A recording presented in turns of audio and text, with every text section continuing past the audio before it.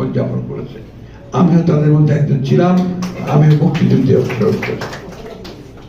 বন্ধুগণ, জাতিভেদ, বিভিন্ন সমস্যা, রাজনীতির কূটচক্রের কারণে আমাদের মধ্যে মাঝে অনেক বিভেদের সৃষ্টি করার চেষ্টা করা, সেই দর্শন নিয়ে আমরা কিন্তু বাংলাদেশে সকল ধর্মের মানুষকে একতাবদ্ধ করার কথা বারবার বলেছি।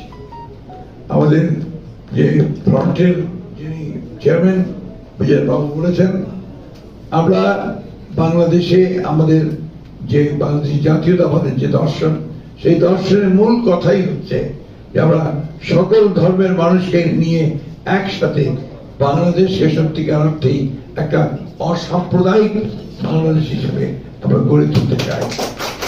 আপনি নিশ্চয়ই আমাদের দেশনেত্রী বেগম খালেদা জিয়ার তার 2016 সালে তিনি